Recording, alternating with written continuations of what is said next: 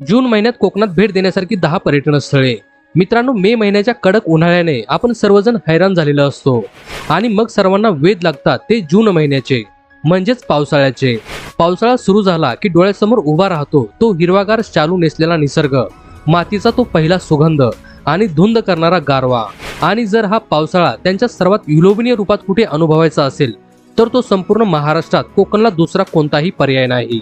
जून महिन्यात कोकणात पडणाऱ्या पहिल्या पावसामुळे इथला निसर्ग अक्षरशः जिवंत होतो। लाल मातीचे रस्ते, धुक्यात हरवलेले डोंगर आणि निळाशार समुद्र एक वेगळीच जादू निर्माण करतात।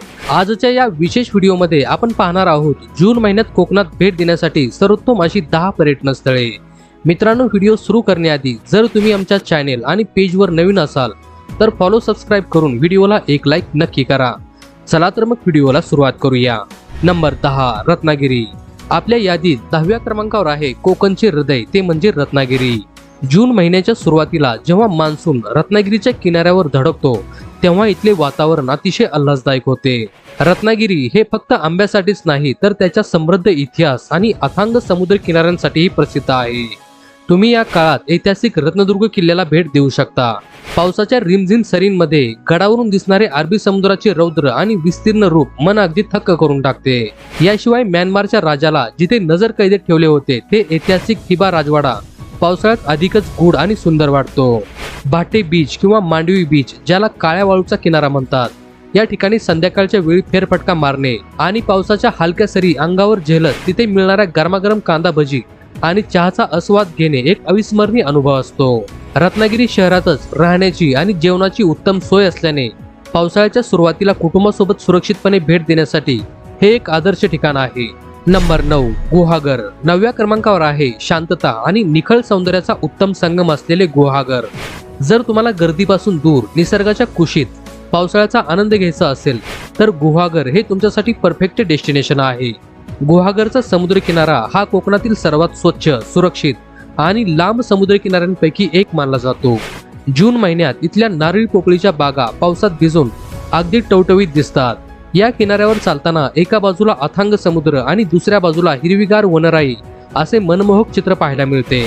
गुहागरच्या मध्यभागी असलेले प्राचीन व्याडेश्वर मंदिर हे शिवभक्तांचे श्रद्धास्थान आहे। पावसाळ्यात या मंदिराचा परिसर अधिकच शांत आणि आध्यात्मिक ऊर्जा देणारा वाटतो। याशिवाय येथून जवळ असलेले अंजनवेलचे द्वीपग्रह आणि गोपाळगड किल्ला पाहण्यासारखा आहे। पावसाळ्यात जेव्हा आकाशात काळे ढग दाटून येतात तेव्हा अंजनवेलच्या द्वीपग्रहावरून दिसणारा समुद्राचा नजारा तुम्ही तुमच्या कॅमेऱ्यात अगदी कैद करून ठेवू शकता। इथले स्थानिक शाकाहारी किंवा मांसाहारी कोकणी जेवण तुमच्या जिभेवर कायमची चव सोडून जाईल। नंबर 8, श्रीवर्धन आणि हरिहरेश्वर। 8व्या क्रमांकावर आपण जाणार आहोत रायगड जिल्ह्यातील दक्षिण काशी म्हणून ओळखल्या जाणाऱ्या हरिहरेश्वर आणि त्याच्याच शेजारी श्रीवर्धनला। हरिहरेश्वर हे प्रामुख्याने तिथल्या प्राचीन शिव मंदिरासाठी आणि मंदिराच्या पाठीमागे असलेल्या डोंगर प्रदक्षिणेसाठी प्रसिद्ध आहे। जून महिन्याच्या पावसात ही प्रदक्षिणा करणे म्हणजे निसर्गाचे एक अफाट रूप अनुभवण्यासारखे आहे। एका बाजूला उंच काळाभिन्न डोंगर आणि दुसऱ्या बाजूला समुद्राच्या खळखळणाऱ्या लाटा यांच्यामधून काढलेली ही प्रदक्षिणा वाट पावसाळ्यात खूपच थरारक आणि तितकीच सुंदर वाटते। श्रीवर्धन हे हरिहरेश्वर पासून अगदी जवळ आहे आणि पेशव्यांचे ते मूळ गाव म्हणून ओळखले जाते। श्रीवर्धनचा समुद्र किनारा अत्यंत शांत आणि सुरक्षित आहे। जून महिन्याच्या रिमझिम पावसात किनाऱ्यावर चालणे आणि इथल्या होमस्टे मध्ये राहून कोकणी आदरातिथ्याचा अनुभव घेणे खूपच सुखद असतो। मुंबई आणि पुण्यापासून हे ठिकाण तुलनेने खूप जवळ असल्याने वीकेंड ट्रिपसाठी हे एक उत्तम ठिकाण मानले जाते। नंबर 7, दापोली। आपल्या यादीत 7व्या क्रमांकावर आहे कोकणचे मिनी महाबळेश्वर म्हणून ओळखले जाणारे दापोली। दापोली हे समुद्र सपाटीपासून थोडे उंचावर असल्याने इथे 12 महिने थंड हवा असते। पण जून महिन्यात जेव्हा पावसाला सुरुवात होते तेव्हा दापोलीचे सौंदर्य कित्येक पटीने वाढते। चोहोबाजूने पसरलेली दाट झाडी आणि लाल मातीचे रस्ते यामुळे हे ठिकाण एखाद्या हिल स्टेशन सारखे भासते। दापोलीमध्ये पाहण्यासारखी अनेक ठिकाणे आहेत। तुम्ही कर्दे, मुरुड किंवा लाडघर सारख्या निसर्गरम्य समुद्र किनाऱ्यांना भेट देऊ शकता। लाडघरला तांबड्या वाळूचा किनारा असेही म्हणतात।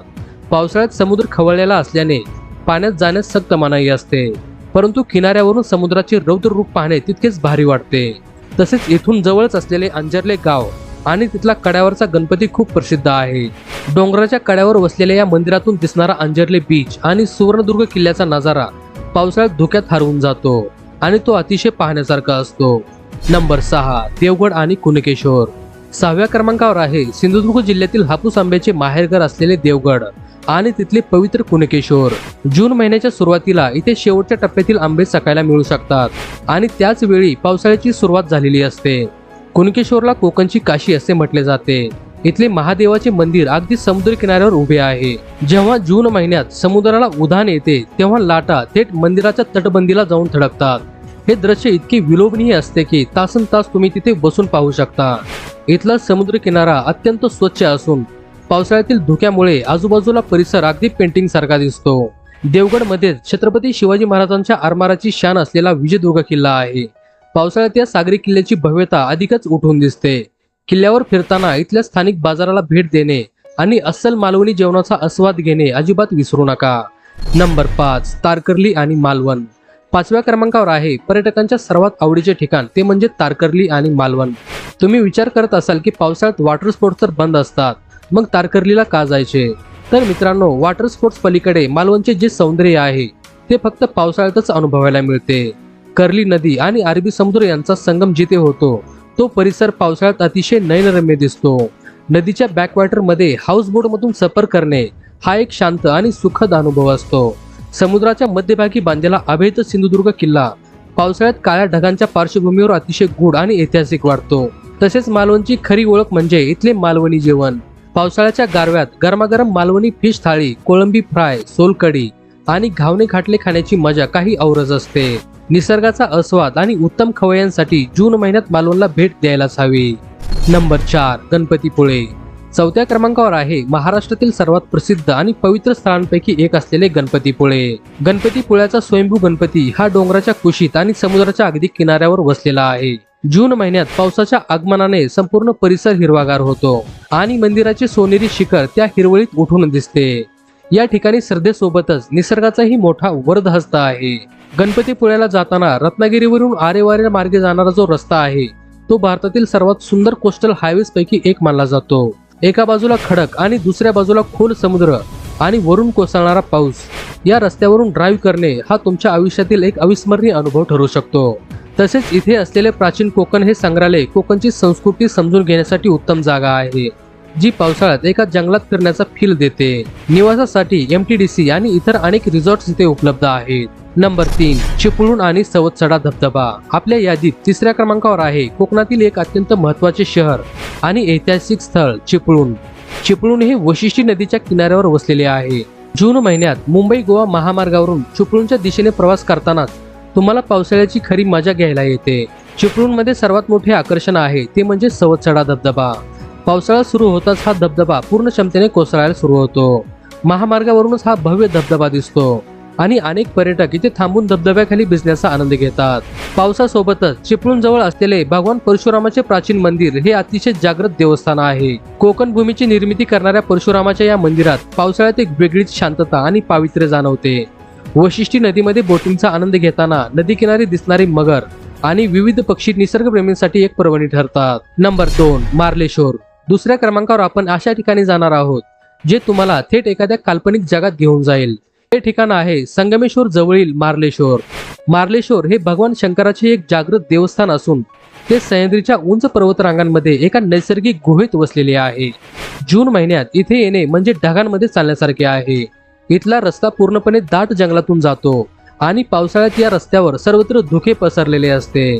मंदिरापर्यंत पोहोचण्यासाठी तुम्हाला काही पायऱ्या चढाव्या लागतात. मंदिराच्या अगदी जवळच धारेश्वर धबधबा आहे.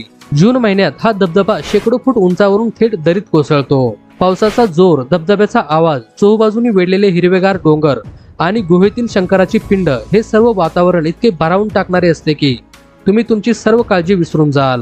पावसाळ्यात ट्रेकिंग आणि निसर्ग पर्यटनाची आवड असणाऱ्यांसाठी हे ठिकाण म्हणजे स्वर्गच आहे. नंबर 1, आंबोली. आणि आता आपल्या यादीत पहिल्या क्रमांकावर आहे महाराष्ट्रातील सर्वाधिक पाऊस पडणारे ठिकाण आणि मान्सून पर्यटनाचा खरा राजा आंबोली. सिंधुदुर्ग जिल्ह्यातील सह्याद्रीच्या कुशीत वसलेले हे एक सुंदर हिल स्टेशन आहे. जून महिन्यात आंबोलीमध्ये पाऊल ठेवताच तुम्हाला जाणवेल की निसर्ग इथे मुक्त हस्ताने उधळण करत आहे. आंबोली धबधबा हा इथला मुख्य आकर्षण केंद्रबिंदू आहे, जिथे पर्यटक मनसोक्त भिजण्याचा आणि मक्याचे कणीस, कांदा भजी खाण्याचा आनंद घेतात. पण आंबोलीचे सौंदर्य फक्त एका धबधब्यापुरते मर्यादित नाही. इथे असलेले कावळेसाद पॉइंट आणि तिथून दिसणारा रिव्हर्स वॉटरफॉल म्हणजे गुरुत्वाकर्षणाला आव्हान देणारा निसर्गाचा चमत्कारच आहे. वाऱ्याच्या प्रचंड वेगामुळे दरीतील पाणी पावसाच्या स्वरूपात पुन्हा वर येते.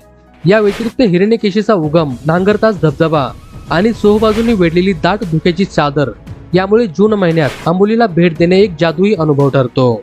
म्हणूनच पावसाळ्यातील कोकण ट्रिपला आंबोलीशिवाय दुसरा पर्याय नाही. तर मित्रांनो, ही होती जून महिन्यात कोकणात भेट देण्यासारखी टॉप 10 पर्यटन स्थळे. पावसाळ्यात कोकण जितके सुंदर असते तितकेच ते काही वेळा धोकादायकही ठरू शकते. त्यामुळे पर्यटनाला जाताना काही काळजी नक्की घ्या. समुद्रात खोलवर जाणे टाळा. धबधब्याच्या ठिकाणी पाण्याचा प्रवाह अचानक वाढू शकतो, त्यामुळे सुरक्षित अंतर ठेवा आणि स्वतःचे रेनकोट किंवा छत्र्या सोबत ठेवायला विसरू नका.